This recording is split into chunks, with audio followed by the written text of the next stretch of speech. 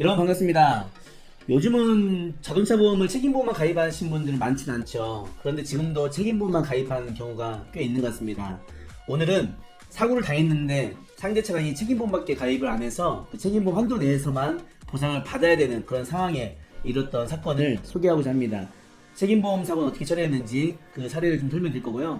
종합보험은 한도 없이 무한으로 하기 때문에 그 보상받기가 용이한 반면에 책임보험은 한도도 따져야 되고 또 부상 장애 구분해서 정리를 해야 되고 그런 어려움이 있는 것 같습니다. 책임보험으로 보상받았던 사례를 살펴보겠습니다. 자, 오늘 제목입니다. 자전거 운전 중 후진 차량의 사고 발생. 근데 이 후진 차량이 책임보험만 가입했던 거예요. 그래서 책임보험 사고로 보상받았던 사례입니다. 만약에 상대가 책임보험만 했으면 이 자전거 운전자 본인이나 배우자, 부모, 자녀가 가입한 그 무보험 자동차 상해로 보상받을 수 있는 길이 있는데요. 가족 모두 중에 자동차 보험은 가지고 있지 않아서 가해 차량의 책임보험만 보상을 받아야 되는 그런 상황이었습니다. 자, 어떤 사고였는지 구체적으로 들어가 보겠습니다. 사고 날짜는 2018년도 5월 25일 사고입니다. 경기도 파주시에서 발생했고요. 파주시에서 발생한 교통사고로서 1차량이 후진하던 중 진행하던 자전거를 발견하지 못하고 발생한 사고입니다. 이렇게 자전거가 우회전 하는데 지금 1차량이 여기 둘째 차량이고 어디였죠? 1차량이 후진하면서 여기 1차량이 후진하면서 지금 뒤로 아마 길을 잘못 들어서 후진했던 것 같아요. 하던 중에 자전거하고 충격했던 사고입니다. 자, 이걸로 인해서 3개의 늑골이 골절됐고요. 다발성 늑골 골절. 다발성 늑골 골절도 후유 장애를 평가할 수가 있습니다. 10% 정도 평가하는 방법이 좀 있고요. 복병의 타박상, 무릎 타박상, 또 전방 십자인대 파열, 이게 또 이제 후유장애를 평가할 수 있는 부분이죠.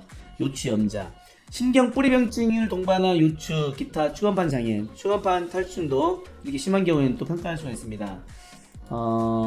이걸로 인해서 32일 입원했고요. 통원치료를 받던 중에 이제 제가 평가를 하게 된 겁니다. 자, 책임보험만 가입했기 때문에 책임보험 한도를 따져봐야 되죠. 사망은 1억 5천, 부상은 3천, 장애 1억 5천. 지난번에도 말씀드린 것처럼 부상하고 장애가 3천, 1억 5천인데 이 한도가 그대로 가는 게 아니고 이 한도에서 1급부터 14급까지 피해자의 상해와 부상과 장애 정도를 따져서 급수를 다시 정해야 됩니다. 그리고 나면 그 한도를 또 따져봐야 되죠. 이건 최고 한도입니다.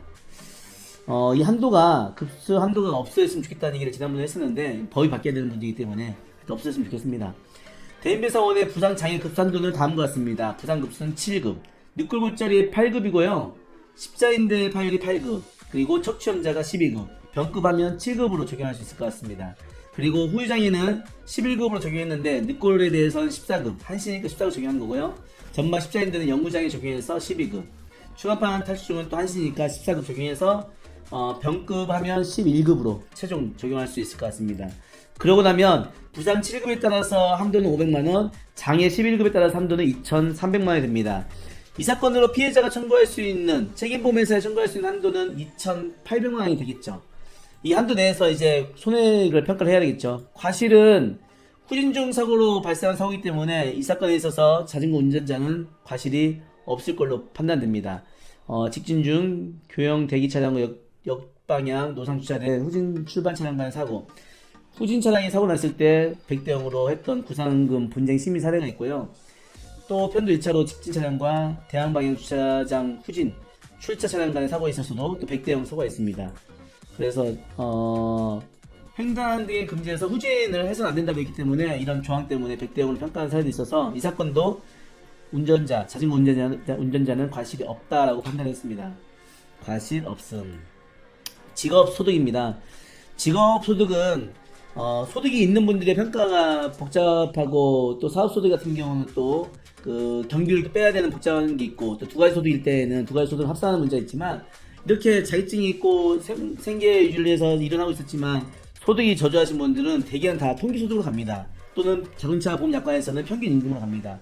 요양보호사 자격증을 가지고 일을 하고 있었지만 월 현실 소득의 인정은 2018년도 상반기 기준으로 해서 223만 3천원으로 평가가 이루어집니다. 위자료는요, 합산장애, 환산장애율을 다 계산해야 되거든요. 계산하고 환산장애 합계를 하면 18.3%, 이걸 기준으로 해서 120만원 평가를 했습니다.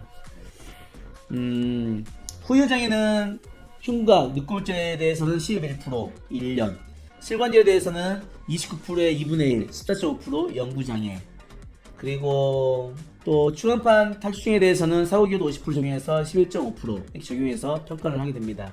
최종 손해액은요, 위자료 120만원, 휴업손해 379만 7천원, 상실수익액, 후유장애 보험금이죠, 2,500만원, 그 다음에 통원치료에 따른 1일 8천원씩 26만 4천원, 장애진단비 20만원, 기왕치료비, 본인이 납부한 병원비에 있었어요. 177만원, 또 향후치료비 300만원 적용해서 3,500만원 정도 평가를 했습니다. 이걸 또 이제 부상보험금하고 장애보험금하고 구분해야 되죠. 책임보험이니까요. 부상보험금하고 장애보험금을 구분하면 부상보험금은 883만원, 장애보험금은 2,600만원 이렇게 평가됩니다. 또 이걸 한도에 대입합니다.